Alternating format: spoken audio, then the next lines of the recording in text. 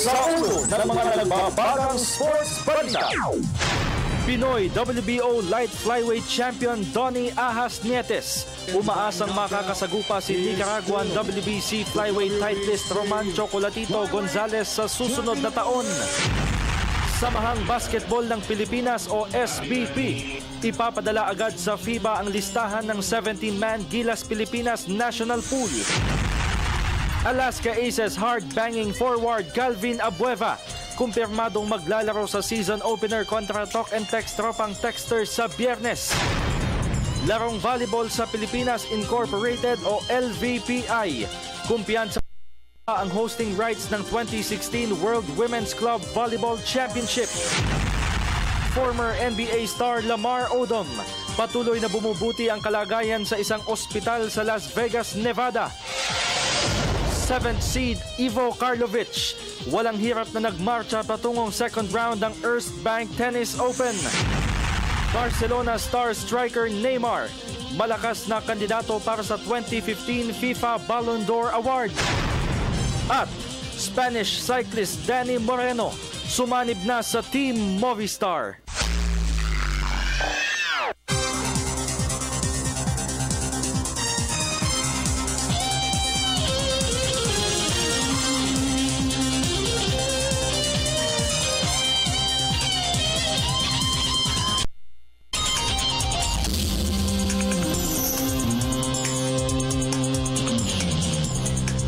Magandang gabi po sa inyo lahat. Maganda din ang katabi ko. Ako po si Haji Caaminio, kasama si Meg Siozon. Maghahatid sa inyo ng pinakahuling kaganapan sa daigdig ng palakasan. Sa boxing, umaasa si Pinoy WBO Light Flyweight Champion Donnie Ahas Nietes na makakasagupa niya sa susunod na taon si Nicaraguan WBC Flyweight King Roman Chocolatito Gonzalez. Ito'y upang magkaroon siya ng pagkakataon na maipaghiganti ang 9th round stoppage loss na nalasap ni Phil-American challenger Brian Viloria sa kamay ni Gonzalez noong isang araw. Ang kabuang detalye ihahatid ng aming kasamang si Dennis Principe. Nagpahayag ng kahandaan si World Light Flyweight Champion Donnie Ahas Nietes na umakyat at labanan si current WBC Flyweight Kingpin Roman Chocolatito Gonzalez ng Nicaragua. Ayon kay Nietes, sapat na ang kanyang experience bilang 8-year 2-division world champion upang hamunin si Gonzalez na kamakailan lamang ay pinangalanan bilang bagong pound-for-pound king ng Ring Magazine, ESPN.com at USA Today. Nitong linggo ay sabay na nagtala ng panalo sina Gonzalez at Nietes sa maghiwalay na lugar sa Estados Unidos. Sa Madison Square Garden sa New York ay nagtala ng 9th round TKO win si Gonzalez kontra Hawaiian Brian Viloria. Kasabay nito ay pinulbos naman ni Nietes si Mexican Juan Alejo tungo sa isang 12-round unanimous decision win sa StubHub Center sa Carson City, California. Yes po, lahat ng champions sa flyweight gusto kong kakalabanin. Of course, number 1 ko talaga si Gonzalez. Talagang nandiyan sa kasi sa top at saka number 1 for pound. Aminado naman si Nietes na nagulan siya sa knockout loss na nalasap ni Viloria sa mga kamay ni Gonzalez. Ayon kay Nietes, batid niya na nasa wastong kondisyon si Viloria na nakasparing niya 2 linggo bago ang kanilang takdang laban. Magaling naman si Brian, so ang kuwan lang siguro ni Brian, nagkakunting kamali lang yung pag-ano niya, siguro yung game plan niya. Merong pagkakamali lang siguro kaya doon hininto siya ng referee. Samantala, balak mo na magpahinga ng ilang linggo bago ito sumabak sa training para sa susunod na laban na maaaring maganap naman sa susunod na taon. Para sa PTV Sports, Dennis Principe, Telebisyon ng Bayan. Sa kaugnay na ulat, naniniwala naman si trainer Nonito Donaire Sr. na hit and run ang pinakamabisang paraan para talunin si WBC Flyweight Champion Roman Chocolatito Gonzalez. Ito'y dahil masyadong malakas at magaling di umano sa dikita ng undefeated Nicaraguan brawler. Ayon kay Donaire, kapag natuloy ang sagupaan ni Gonzales at WBO light flyweight titleist Donnie Ahas Nietes, ay papayuhan umano niya ang Bacolod City puncher na dumistansya at hayaang magkamali sa atake ang Nicaraguan rival.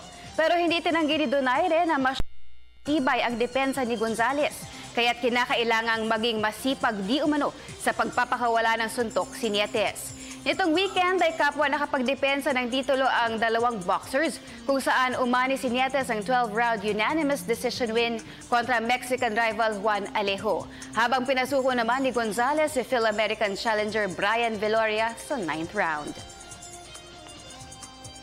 Sa boxing pa rin, umaasa si former two-time champion Amir Khan na matutuloy ang showdown nila ni former sparmate Manny Pacman Pacquiao. Ito'y kahit pa medyo humahaba ang negosasyon para sa kanilang sagupaan na posibleng isagawa sa Middle East sa susunod na taon. Ayon kay Khan, ipinaubaya na niya sa kanyang mga handlers ang pakikipag-usap sa Team Pacquiao. Pero titiyakin umano niya na mayroon siyang plan B sa laban ang Pinoy rival. Iginiit rin ng 28-year-old British boxer na ayaw na niyang maulit ang matagal na paghihintay sa inaasam na laban kontra Floyd Mayweather Jr. na sa bandang huli ay nauwi rin sa wala. Kabilang sa kinokonsidera ni Khan bilang option ay ang matchup kontra fellow British fighter Kell Brook. Lipat tayo sa basketball. Maagang ipapadala ng Samahang Basketball ng Pilipinas o SBP sa FIBA headquarters ang listahan ng 17 manlalaro na kabilang sa Gilas Pilipinas pool. Ito'y upang makakuha agad sila ng clearance mula sa World Basketball Governing Body. Ayon kay SBP Executive Director Sunny Barrios, kabilang sa mga dapat na mabigyan ng go signal ng FIBA ay sina center Greg Slaughter at streak shooter Marshall na parehong dual citizen pero nakapaglaro para sa national team. Bukod kina Slaughter at Lassiter, kasama rin sa 17-man pool sina Junmar Fajardo, L.A. Tenorio, Paul Lee, Jeff Chan, Ryan Reyes, Japeth Aguilar, Ian Sangalang, Troy Rosario, Gabe Norwood, Ranidel De Ocampo, Jason Castro, Mark Pingris, Terrence Romeo, Calvin Abueva at Matt Ganuelas roster. Hiniyag rin ni Barrios na naisumite na nila sa FIBA ang mga dokumentong kinakailangan para sa asam ng Pilipinas na magsilbing host ng FIBA Olympic Qualifier sa Hulyo ng susunod na taon. Samantala, isang source naman ang nagbalita sa PTV Sports na posibleng madagdagan ng 4 na players ang Gilas Pilipinas National Pool. Sino kaya yon? Anyway, sa PBA, ang Rain or Shine Elasto Painters sa kanilang tsansa na kumupo ng ikalawang franchise title sa papasok na season ng PBA. Ito'y dahil na rin sa kanilang mga pinasok na trades ngayong off-season. May report si Paul Carolino ng University of the Philippines, Diliman.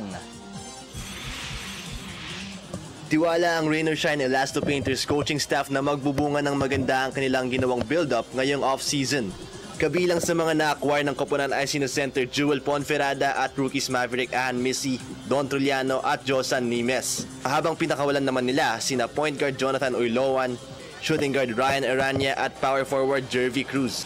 Sa panayam ng PTV Sports, naniniwala si head coach Yeng Giao na nasolusyonan na nila ang kakulangan sa big man dahil sa kanilang mga pinasok na trades.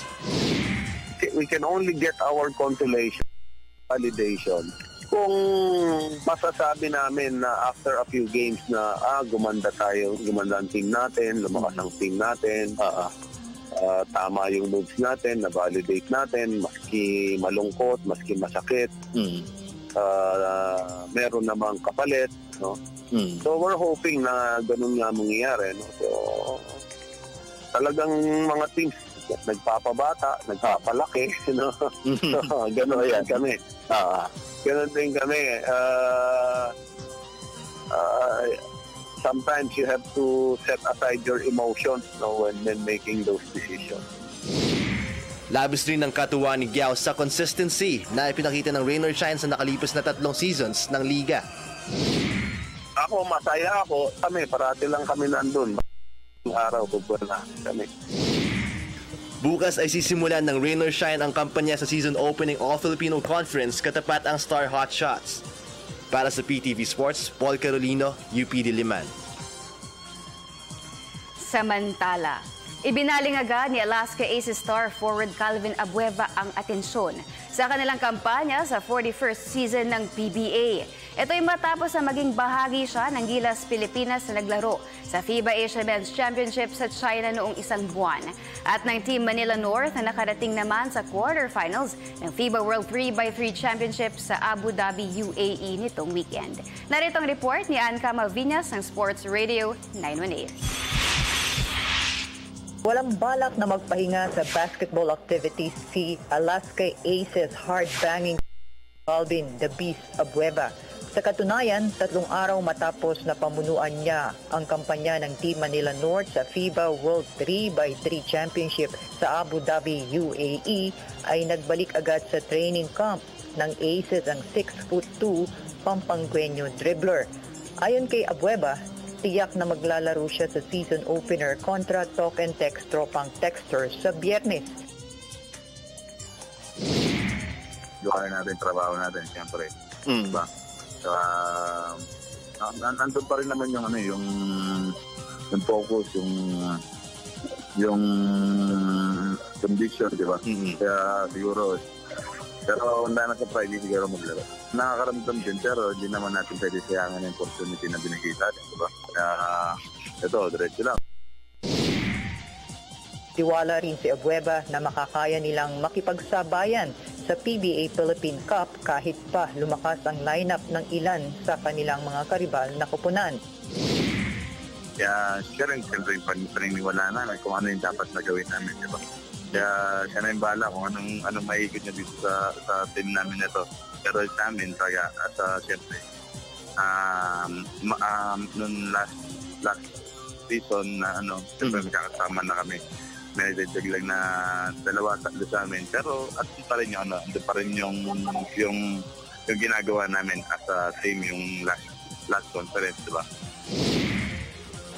Bago ang 6th place finish ng Team Manila North sa FIBA World 3x3 Tournament, si Abueva ang naging bahagi muna ng Pilipinas na tumapos na runner-up sa FIBA Asia Men's Championship sa China noong isang buwan. Para sa PTV Sports, Ann Camavinas, Sports Radio 918. Sa Amateur League, planchado na ang lahat para sa opening ng second season ng PhilSports Basketball Association o FBA sa Marikina Sports Complex sa darating na Sabado. 8 koponan ang inaasahang magpapartisipa sa liga. Kabilang narito ang Quezon City University of the Philippines Diliman, National University Manila, Austin Morris Associates of Pateros, Marikina Wangs, Pampanga Photon Top Landers at Malolos Mighty Bulsu. Bukas para sa mga manlalarong may edad 17 pataas, ang SBP Sanction Tournament ay may format na double round eliminations at best of 3. Maraming magaling sa probinsya. Diba? Pero how did they get discovered? If they can't get into a quote-unquote top-level UAP or NCAA team, who's going to find them? I think with this format of FBA, we're really trying to discover those players. Our vision is if our players get discovered, maybe get drafted into the PBA or go on to the Gilas Pilipinas program, for us, that's a win. Sa iba pang balita, naniniwala ang pamunuan ng larong volleyball sa Pilipinas Incorporated o LVPI na may bentahe sila sa bidding war para sa hosting rights ng World Women's Club Volleyball Championship sa susunod na taon. May report si Arian Malyari. Tiwala ang pamunuan ng larong Pilipinas Incorporated o LVPI na makukuha nila ang hosting rights ng 2016 World Women's Club Volleyball Championship. Ito'y dahil na rin sa matagumpay na hosting ng bansa ng Asian Women's Under-23 Volleyball Championship noong nakaraang Mayo. Ayon kay LVPI President Joey Romasanta, nagkaroon ng bentahe ang Pilipinas matapos na mapatunayan ng bansa ang kakayahan na magsilbing punong abala sa major volleyball tournament. If we did not make a very good impression in our hosting of Under-23, iintindihin ba tayo ng mga yan kung wala naman tayo kakwenta-kwentang host? Wala tayong reklamo sa teams, sa officials, sa officiating. We got an excellent rating from president ng committee, yung humawak ng tournament dito. Samantala, Rumasanta na kinakailangang makabuo ng competitive team ang Pilipinas para mapanatili ang respeto sa bansa ng World Governing Body na FIVB. Kailangan pag-ingatan din natin, baka masira yung mag-image yung mga mahina pala yung Philippines. Yan. Ang other option is 6 Pilipinas and 6 foreigners. Kabilang sa mga bansang inaasahang hahataw sa World Women's Club Volleyball Championships ay ang Estados Unidos, Brazil, Serbia, Russia, Turkey, Italy, host Philippines at iba pa. Para sa PTV Sports, Aryan Malyari, Telebisyon ng Bayan. Samantala, handang-handa na ang Philippine Athletics Track and Field Association o PATAFA para sa hosting ng 83rd Asian Athletics Association Council meeting sa Linggo. Nagbabalik si Aryan Malyari. Mahigit 70 delegado mula sa 20 mga bansa ang inaasahang dadalo sa 83rd Asian Athletics Association Council meeting sa Soler Resort and Casino sa Pasay City sa darating na Linggo. Ayon kay PATAFA President Philip Ella Huico, pangunahing pag-uusapan sa pulong ang planong hosting ng bansa ng Asian Junior Athletics Championships at Asian Youth Championships sa taong 2017. Bukod pa rito, inaasahang tatalakayin rin ang pagbuo sa Asian Athletics Association Commission.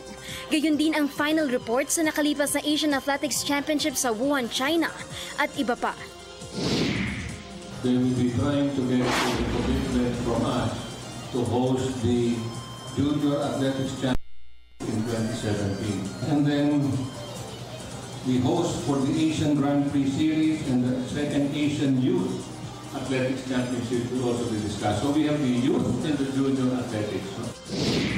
Samantala, ibinalita naman ni Huico na planchado na ang budget ng mga national tracksters para sa training camp sa abroad sa mga susunod na buwan. Our budget for training abroad of 3 athletes has been endorsed by the BOC. We are hoping to send 3 athletes and 1 coach to Perth in Western Australia around the end of this month to train for 3 months. Ito ang ika-4 na pagkakataon na mag-host ng Asian Athletics Association Council meeting. Para sa PTV Sports, Aryan Malyari, Telebisyon ng Bayan. Former NBA star Lamar Odom, patuloy na bumubuti ang kalagayan sa isang ospital sa Las Vegas, Nevada. Yan at ang iba pang pinakamalalaking kaganapan sa Global Sports sa pagbabalik ng PTV Sports.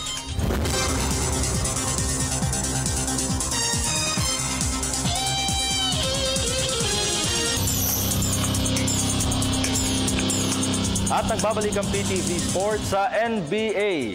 Nakaiwas sa winless preseason ng Cleveland Cavaliers. Ito'y matapos na dominahin nila ang Dallas Mavericks 103-97 kanina upang wakasan nila ang exhibition season sa record na 1 win against 6 losses. Balanseng opensa ang isinalubong ng Cavaliers sa kalaban kung saan 6 na players nila ang umiscore ng double figures. At ito ay sa pangunguna ni shooting guard J.R. Smith na pumukol ng 19 points. Si swingman John Jerkins naman ang bumalikat ng husto sa panig ng Mavericks sa kanyang game-high markers. Hindi naglaro para sa Cavaliers si 4-time league MVP LeBron James. Pero tiniyak naman ni head coach David Blatt na makakasama nila ang 6'8" star forward sa regular season opener kontra Chicago Bulls sa Oktubre 28. Samantala, narito naman ang isang mabilis na pagsulyap sa resulta ng iba pang preseason games kanina. Binali ng Charlotte Hornets ang sungay ng Chicago Bulls 94-86.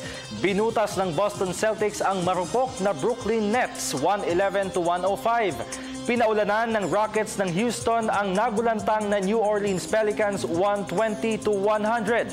Habang binarahan naman ng Los Angeles Lakers ang tambucho ng Portland Trail Blazers 104-102.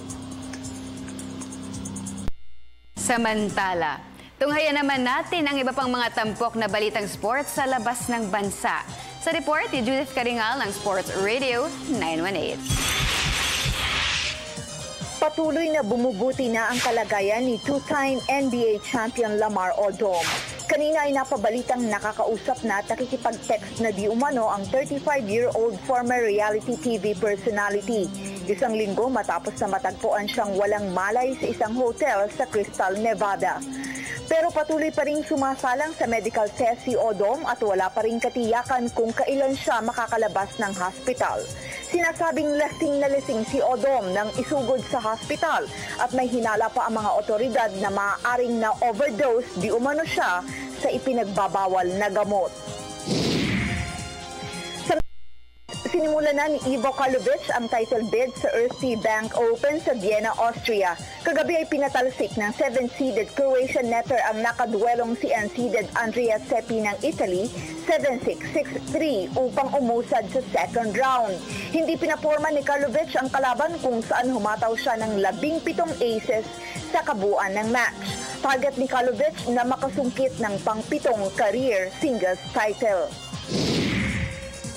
Sa women's tennis, ubabanti na sa second round ng Kremlin Cup sa Germany si 7th seed Irina Camelia Begu ng Romania. Ito'y matapos na dispatchahin niya si unseeded Svetlana Peronkova ng Bulgaria 1-6, 7-6 at 6-2 kagabi. Nag-struggle muna si Begu sa opening set bago siya naka-break ng 3 beses sa sumunod na 2 set. Kaya ni Begu na makapagsubi ng ikatlong career WTA singles trophy.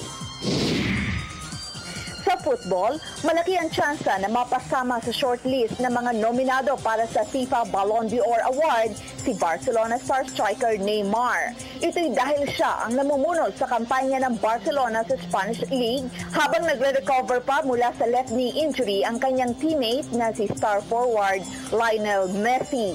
Sa katunayan, tiyak nang mapapabilang si Neymar sa initial 23-player list at malaki ang posibilidad na mapasama siya sa top 3 sa susunod na buwan.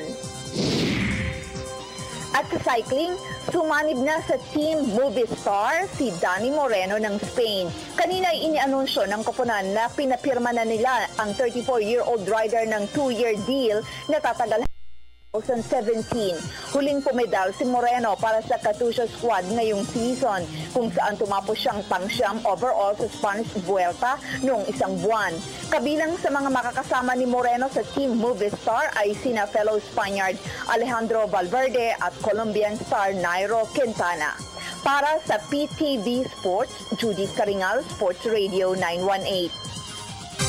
Ang panayam kay Barangay Ginebra San Miguel rookie guard Scotty Thompson sa ating Sports Chat segment sa pagbabalik ng PTV Sports. Welcome sa ating program, Sports Chat. Good morning po, Sir Dennis. Good morning sa mga nakikinig. Good morning at akala ko nosebleed tayo rito. Earl Scotty Thompson. Sounds like foreign name, pero Earl, ano bang history siguro ng iyong pangalan at talaga bang meron kang foreign blood kung sakali, Earl? Grand-grandfather lang po, Black American. Black American. Pero tisoy ka, Earl, di ba? Native ako. Native, oo. Masarap yan pagka native. Okay, so Earl, na-meet po na yung side ng great-grandfather mo sa America? Hindi ko na na-meet. Wala, oo. Pero yung bang lolo mo at saka yung parents mo, kahit pa paano may closeness ba with with the Thompson side, yung family ng great-grandfather? Ngayon medyo wala na yung ang close na yung sa mother side ko. Ayun. Oo. Mother side na talaga. Oo. Okay. So ano yung mother mo? Taga saan naman yung mother mo? Tsaka ano apelyido ng mother mo? Carrion po. Tapos Carrion. From Digo City, Davao del Sur. Digo City, okay, Davao del Sur. Ano pala, talagang noiping-noipi si Earl, Si Scotty, no? Scotty ang talagang tawag sa'yo. Opo. Okay, at hindi kaya dahil Scottie Pippen nung mga panahon mo? Siguro nga. Oo. Anong year ka pa pinanganak? 1993. Okay, malamang yan, ano? Oo. Si Erpat ba, mahilig din mag-basketball? Oo, naglalaro sa, actually, commercial player din siya sa Ayun, ay, malaking chance. Siguro one of these days makausap yung father mo para malaman natin yung history, no? So Earl, it's so unfortunate na ito nga na-delay yung ating opening at kayo tinamaan dahil supposedly maglalaro kayo Wednesday, di ba? Opo. Yeah, since ngayon hindi mangyayari yun dahil yung opening na usog ng Wednesday, parang medyo nabitin yung excitement mo, or do you welcome that? Kasi nga parang lumalabas magkakaroon ka pa ng time sa Ginebra. Hindi na, yun nga parang mas okay siya kasi kaming mga rookie, mas time kami para makuha yung system costume. Okay. But right now, kumusta yung adjustment mo? Kasi medyo huli yung pagdating mo sa Ginebra dahil naglaro ka tinapos mo muna yung sa Perpetual, So, how's the adjustment ngayon sa'yo, Scotty? Yun, okay naman. Habang tumatagal ako sa practice, nag-getting better naman. Maraming mga players, even yung mga katulad din na James Yap, sino Mark Pingris, mga dumaan kay Coach Tim, even Johnny Barriento sinasabi na matagal bago mo makuha ang triangle. Sa iyo ba, gaano ba kalaki yung adjustment pagdating sa pagkuha ng triangle system ni Coach Tim? Ayun, matagal adjustment, pero bawat instruction ni Coach na kailangan makinig talaga ako para mas mapadali yung pick angle niya. Okay, pero ano yung unang pinaintindi sa iyo ni Coach Tim pagdating dito sa triangle system, Scotty? Yung triangle system, kailangan gumagalaw lahat ng mga guards, big, walang nag-stay sa isang lugar lang. If ever ba, Scotty, bago sa'yo yung ganong klaseng sistema sa pagiging player? Kasi sa amin sa Perpetual, tinatakbo din naman namin yung triangle. May mga pareho na basic triangle, pero yung mga ni costume, kakaiba na yung mga triangle. Sobrang tawag yan, parang high-end na. Ayun, kumbaga, level up na para sa... nga pala, El Rosario. Dumaan nga pala to kay Coach Tim. Long-term assistant niya sa Alaska. Oo, tama. Okay, very good. Okay, so Scotty, nung napili ka ng Ginebra, tama ba? Number 6, Napili ka? Fifth pick pala, sorry. So, nung napili ka, pagdating ng mga number 2, number 3, number 4, may idea ka na ba na mukhang malaki tsansa na mapunta ka ng Ginebra? Nung nakaupo ka dun sa may Robinsons, dun sa pwesto ninyo? Oo, wala po akong idea talaga nung drafting. Wala po akong idea kung sinong kukuha sa akin. Sabi ko lang sana madraft lang ako. Yun lang talaga yung pinagdadasal ko. Nung nabanggit na, nung pagdating ng Ginebra, nabanggit na yung pangalan mo, ano unang reaction mo? Yun, pagtawag sa akin nung 5 weeks, sobrang nakahinga ako kasi nung wala pa, yung nakaupo pa ako, parang hindi ako makahinga eh. So yun, pagtawag sa akin, parang nakahinga ako, sobrang saya, sobrang excited. Pero narinig mo ba yung yung sigaw ng mga tao nung kasi apparently syempre nakakapanood ko siguro ng mga previous drafts even sa NBA merong mga times na pag yung player hindi gusto ng mga fans binubu pero sa'yo grabe yung sigaw.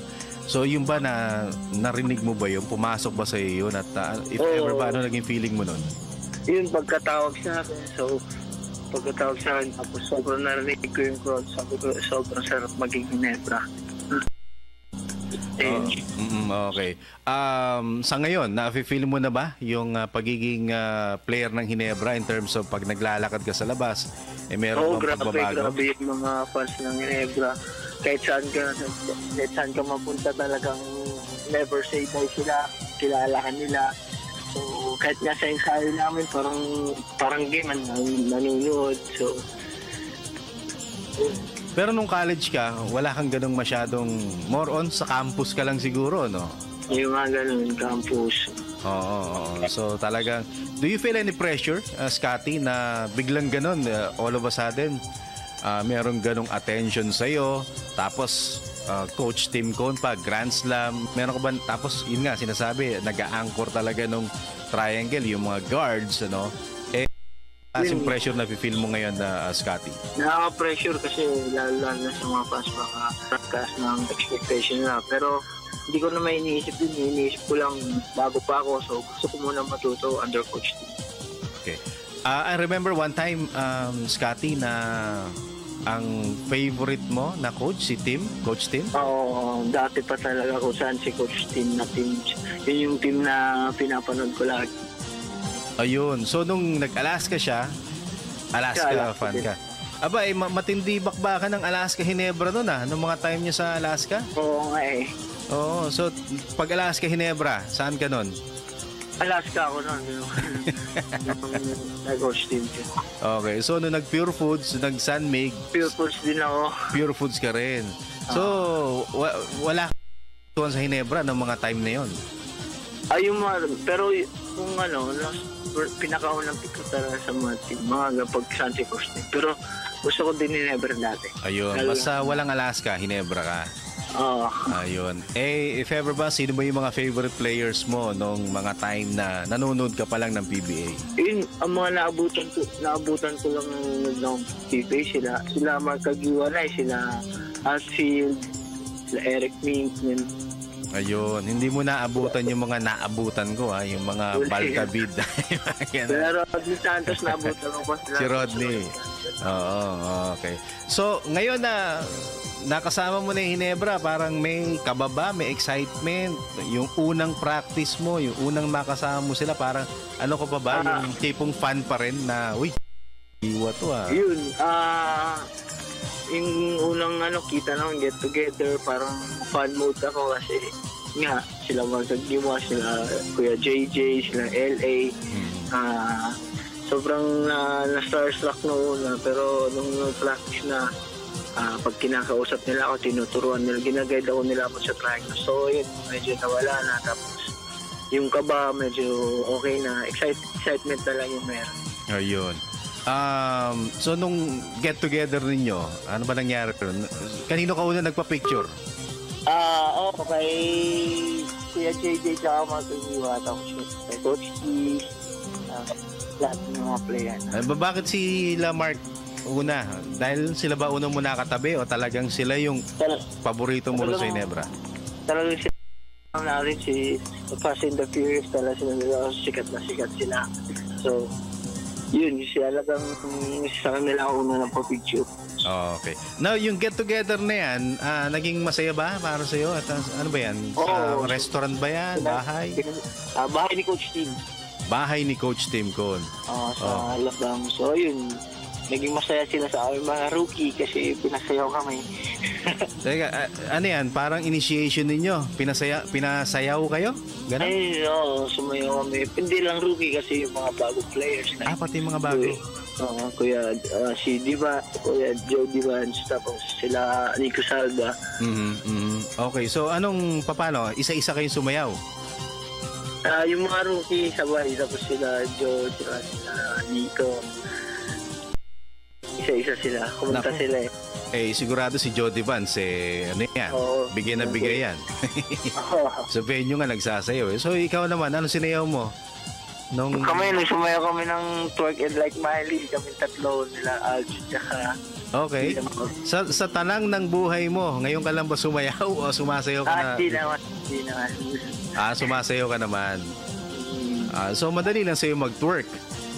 Yung madali nga, kaso nakakahiya kasi una. Okay. Nahiya pa. Sa mga rookie, sino magaling mag-twerk sa inyo? Ang bigay sa amin si Dennis Villamor. Talagang giling siya. Talagang giling si Dennis Villamor. Okay. Alright, and it seems that Scotty mukhang having fun in joining Ginebra, and that's good to hear. No, and sana nga talaga maging tuloy-tuloy ang progress mo sa team niya. But napapag-usapan ba ninyo na championship within the year or ano bang initially pinag-uusapan ninyo na maging achievement or objective ngayong season? Sabi ni Coach Tim, hindi naman niya binamadali yung championship. Ang gusto niya lang, araw-araw maging better kami yung best. Okay. To get better and better kami. Yun. And that's betterer to hear, Scotty. So, again, Scotty, maraming salamat for joining us. And bago tayo magtapos, siguro kung meron kang message sa mga fans ng Barangay Ginebra na excited and curious na mapanood ka, no, na bagong muka dyan sa Barangay Ginebra. Scotty, ano message mo? Thank you po na sumusuporta sa Ginebra at patuloy niyo pa po kami suportahan hanggang sa kung saan man kami makarating. Maraming salamat kayo. Please support everyone. Alright, maraming salamat. So let's twerk it like Scotty, ha?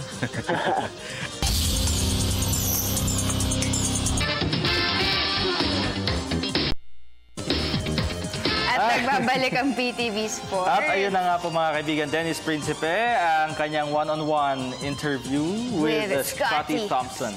Twerk it like Scotty. Oo. Yes. Okay, diretso na siguro tayo, Meg. Ang ating Question of the day natin is, sino ang magwawagi sa match-up ng Rain or Shine Elasto Painters at Star Hotshots sa PBA season opener bukas? Send your answers at facebook.com/PTV4Sports or via our Twitter at PTV4_sports. Ay, ang dami ng mga nag-comment, Meg, sa ating question of the day. Halatang na-miss ka nila. Oo nga. Siyempre naman, welcome back, partner. Salamat. At ito na, basahin natin siguro yung mga nag-comment. Oo, from Renz Untivero, sabi niya kung sino ang lamang hanggang sa laro. Yun, ang siguradong panalo. Parang safe na safe naman yung ano niya. Tapos sabi niya, hello sa lahat ng Tagalipa City. Good luck sa paborito kong team na Alaska Aces for this season. Alright, galing kay Alex Garcia, point guard, Baroka Melton, shooting guard, Yap Simon Maliksi, small forward, Jay Pascual, Malyari, and Ronald Pascual. Okay? Power forward, Pingree Sanggalang, Gako. And center, Rivis Torres Taha. Reserve, Alvarez De Leon. Siyempre, Star Hotshots. Kahit nawala si Coach Tim Cone at JDV, mas marami naman ang nadagdag at makakalaro na ulit si Sanggalang. Oo, alam mo si Sanggalang, parang gusto niya ipatunayan yung sarili niya, no? After an injury. After na-injured siya, no? Wala pa si The Ant-Man dyan, pero pagkatapos ng NCAA, mas lalakas pa ang Pure Foods sa lineup niya ng Pure Foods kumpara last season. Thank you very much, Alex. Pero sa tingin mo ba magiging factor yung pag-shift with a new coach? Head coach. Alam mo, sabi nga ni Coach Yeng Giao, wag naman daw sana dumating sa yung araw bukas na talagang nakapag-adjust na. Kasi for sure, nasa under adjustment pa ang Star Hotshots nga, di ba? Kasi galing sila sa triangle with Coach Tim. Yung system nila na. Though, pwede pa nilang gamitin rin yung triangle, pero malamang sabi nga nung isa sa mga assistant coaches nila, magiging fast-paced ito, yung kanilang game. Alright, from Gabriel Martinez Alaga, sabi niya, Star Hotshots. Oy, at alam mo, isa pa pala, si Paul Lee. Wala. Injured si Paul Lee. Pero ang magandang balita doon, sa halip na 2 months, yung recovery over a month na lang siguro. Mabilis ang recovery ni Paul. Oo, ganun. So magiging mas mabilis yung recovery ni Paul. Pero nandiyan naman yung kanilang mga point guards like si Jericho Cruz, diba? Si Maverick Ahanmisi, yung kanilang rookie. Yes. So we'll see. Malakas din ang lineup kaya ng Rain or Shine. By the way, si Nimes pala, di ba, he played for Mapua sa NCAA natalo na yung Mapua. So probably baka sumali na siya sa practice ng Rain or Shine.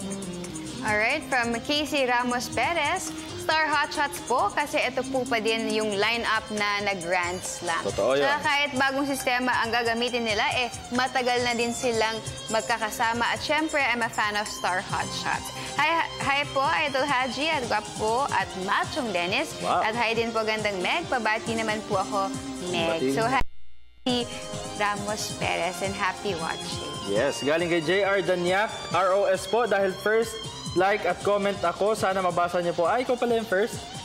Sana mabasa niyo po ito ng live. Good luck sa BGSM sa Sunday. Against Star Hotshots din yan. So Manila Classico agad on Sunday. Yes, from Christian. May sasabihin ka ba? Hindi, pupunta kaya ako. Sabi mo nga gusto mong panoorin. Siyempre Manila Classic yan, pero dapat lahat ng games puntahan natin, panoorin natin. Alright, from JR Danyak. Sabi niya, rain or shine po. Dahil first like at... Ay, yun na pala yung sa'yo. Ito na, si Christian na tayo. Christian Adam Kinitio, sabi niya, ang hirap mag-predict. Both teams ay parehong magaling, pero baka rain or shine ang manalo. Direct, di ba makikita yung ano natin? Laptop? Sa live? Hindi daw. Hindi. Ito galing muna kay Mel Lawrence Fulion. Star Hot Shots, wala si Paul Lee. Malaking factor kasi talaga si Paul Lee, ano? Sabi nga parang iba yung rain or shine pag walang Paul. Natin. So, siya yung go-to guy. Rain or shine. Pero maraming go-to guys ang rain or shine. Kumbaga, walang star players. Lahat sila po pwede. Gabe Norwood. Oo, di ba? From Kyrie Irwin, kailan po ang opening? Bukas. Bukas na po yan. Ayan, ang unang laban. Alas 5 po ang opening ceremonies to be followed by the 7 o'clock game between Rain or Shine and Star Hot Shots. Sa Mall of Asia Arena yan gaganap.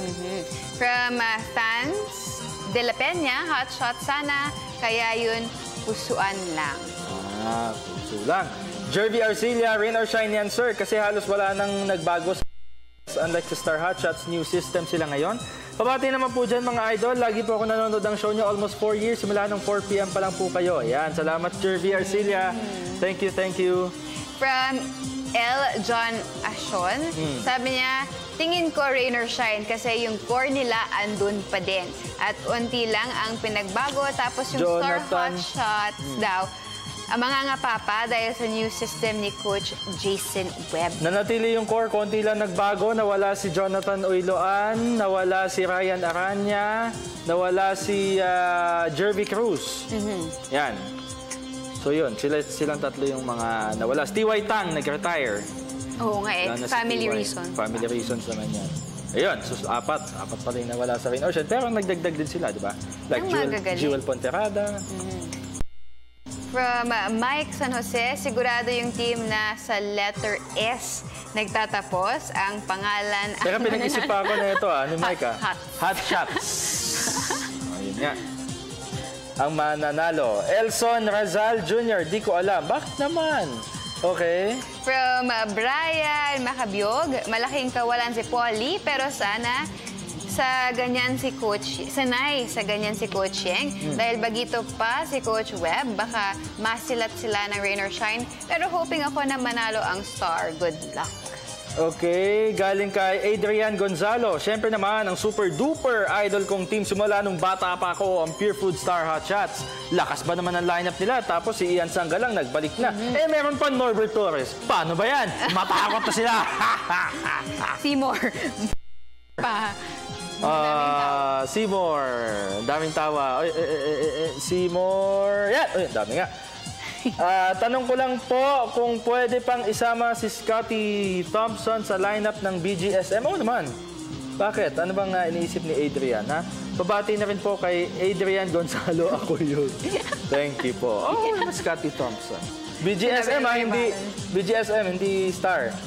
Adrian. Ayun. Ito from Cindy Sebastian, sabi niya, it's obvious. Rain or shine yan. Go Ross, grab the first win. Obvious Nathaniel Josh De Vera, Star Hot Shots. Siyempre, tanong ko lang po, kung maglalaro na si Josan Nimes bukas sa Rain or Shine, malamang hindi pa. Katatalo lang nila ng Mapua kanina, no? Against Letran. Tama ba? Yun, against Letran. Magpa-practice pa yan. Though sabi ni Coach Yeng, nakakapanood na ng mga practice ni Nimes. Kaso, iba pa din yung practice. Iba pa din nanonood kaysa dun sa kasama siya. So, malamang hindi pa yan. From Francis Bonifacio Francisco, sabi niya, gandang gabi, PTV Sports. Kahit isang araw lang, mamimili ako sa dalawa. Sa tingin ko, Star Hot Shot yan kasi mukhang kontrolado pa rin nila yung play nila kahit wala si Coach Tim. Ganun pa rin ang lineup nila kahit na wala si Devans, pero solid pa rin sila. Unlike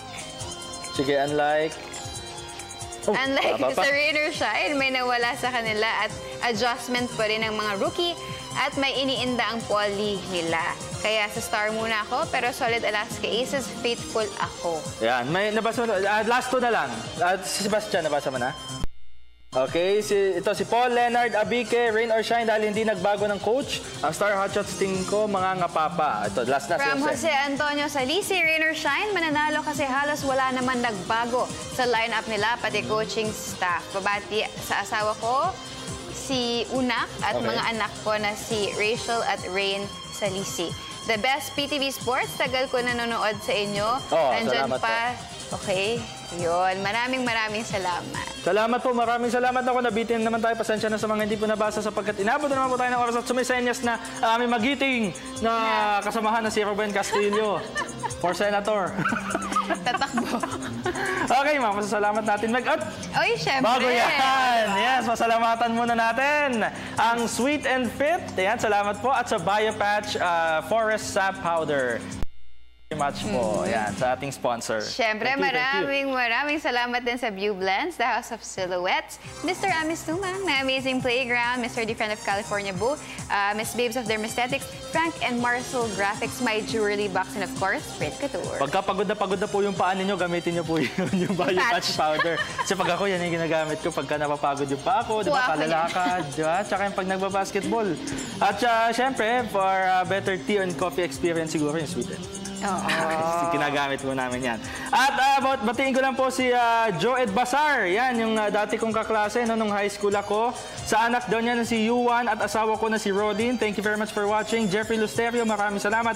Joshua Dison Lapitan, maraming salamat sa inyong lahat. Kay lola niya na si Munday at Dino Lapitan, galing pa daw ng Laguna. Maraming salamat po. Kay Sir Mel Mags, nanonood mula po sa Tubodlano del Norte. Maraming salamat po sa inyo. Happy birthday kay Mary Soledad, kay Bebeng. Happy birthday. At hello po sa De Los Santos family dyan po sa Nangka, sa Marikina City. Habol ko lang hi din kay Alfred Peralta. Yan, Alfred Peralta, De Los Santos family, Pantua family po sa Liano, Caloocan City. And hello to my mama, I love you, Papa, I love you, Ginger at Rosan. And to Miss Aiza, I love you, Sports Radio family.